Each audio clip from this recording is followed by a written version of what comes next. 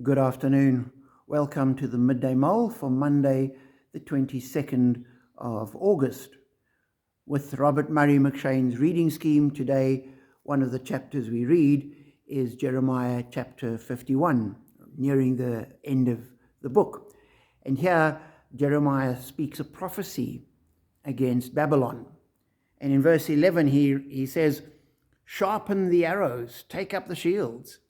The Lord has stirred up the king of the Medes, because his purpose is to destroy Babylon. The Lord will take vengeance for his temple." And as I read that, I thought, here is Jeremiah. He's sitting in Jerusalem, which has been overthrown. It has been sacked by the Babylonians. The king has been taken off. All the leadership has gone off to Babylon in exile. The city's been burnt down and destroyed. And he's speaking about what's going to happen in Babylon, all those hundreds and hundreds of kilometers away, a place he's never seen, he's never going to see. And from the view of the rest of the people in the world, what they would have seen is the emergence of the great empire of the Medes and Persians, which eventually was able to overthrow the Babylonians and to take over from them.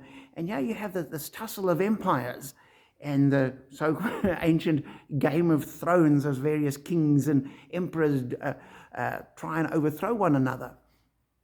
And God wasn't involved. This was empires, this was military might, this was economics, this was all the other things that drive the battles of the world. And yet Jeremiah could look and say, this is actually God's doing. He said he would punish the Babylonians for what they had done, and he's raising up the Medes to do that. And that got me wondering about the mess in the world we see around us.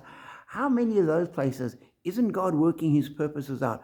And it's not obvious, it's not apparent to the average person looking on. This is just power politics and what's going on. This is Russia trying to expand its territory. This is Ukraine fighting back. But God is actually in control. And we don't know what his purposes are. We can't say this is what he's doing in the same way that Jeremiah could.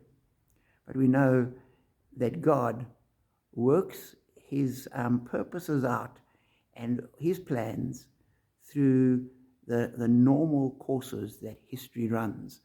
And it is only with hindsight, as you look back and you see what has happened, sometimes even centuries later, that you suddenly realize this was God's doing. So we need to be encouraged as we live in a world which is in a bit of a mess, and there's all these forces at play and nobody knows exactly what's going on, and everything seems to on the brink of getting better, and then it gets worse and we don't know what is happening. But we do know that God will work his purposes out, and his plans cannot be thwarted. And if we are walking and living in him, we know that we're safe. So be encouraged by that. And know that as his people, we are blessed.